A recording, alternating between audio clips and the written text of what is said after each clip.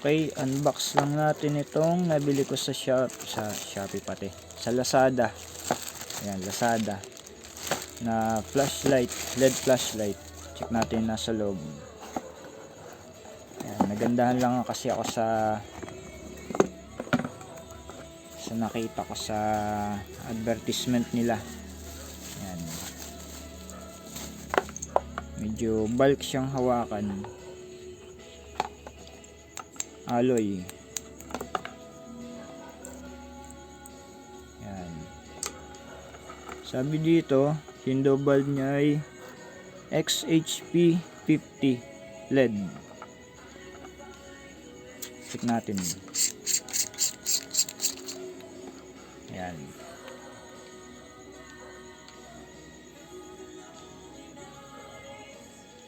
Ay mag-zoom. Yan, yan yun.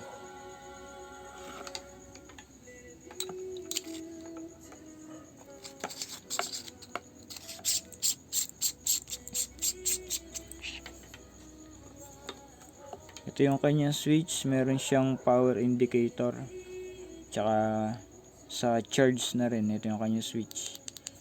Tapos sa likod, ito. Charging port niya ay micro USB. Pwede natin gamitin yung standard na charger natin ng cellphone. Yan.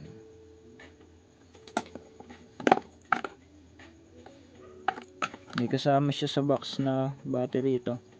26650, 5000 milliamps. Siguro matagal-tagal ng charge nito compare sa mga 18650 na battery. Yan.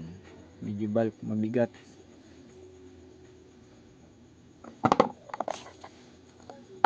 Okay.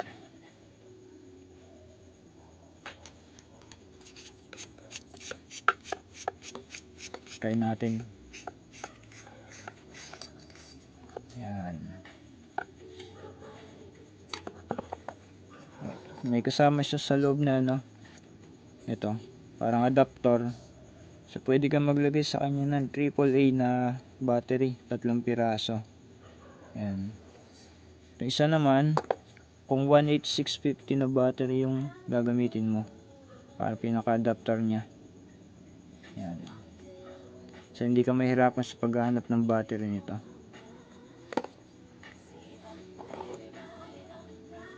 Try natin ha.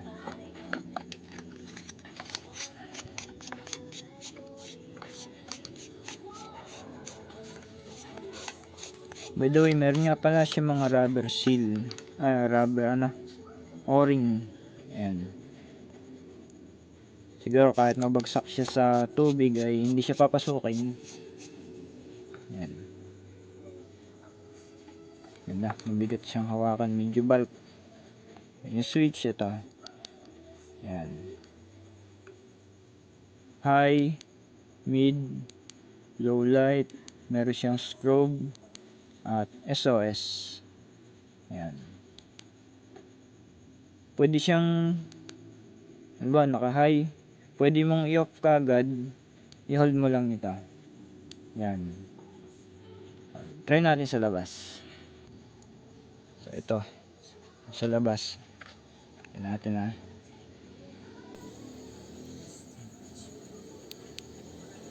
Oh, malakas. Sa personal, malakas siya. Compare dito sa video lang. Ito yung kanyang high. Medium. Low. Yan.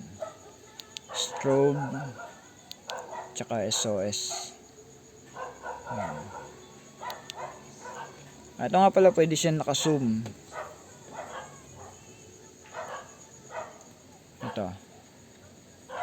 Yan. So, pagka naka-zoom, try natin.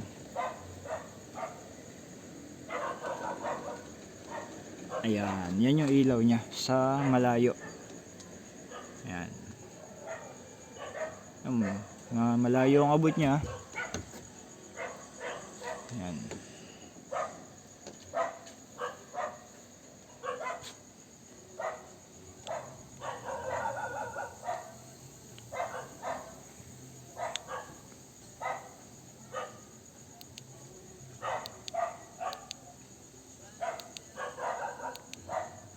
Okay. Medyo mahilig lang talaga ako sa flashlight, kaya napabili ako nito. Yan.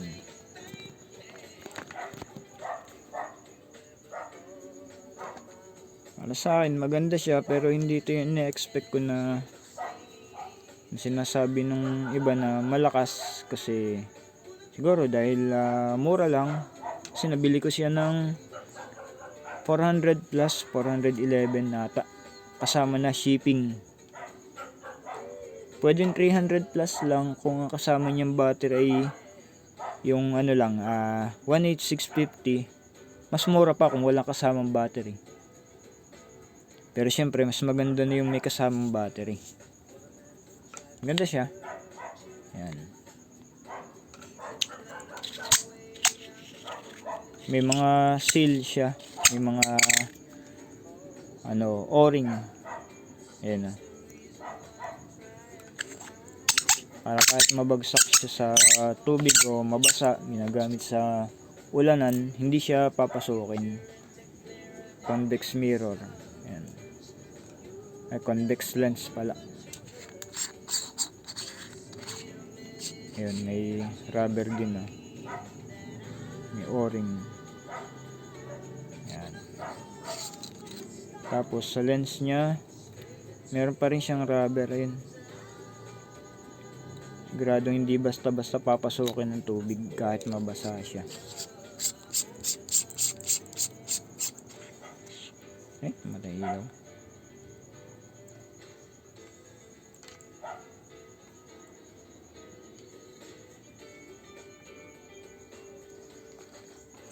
Okay.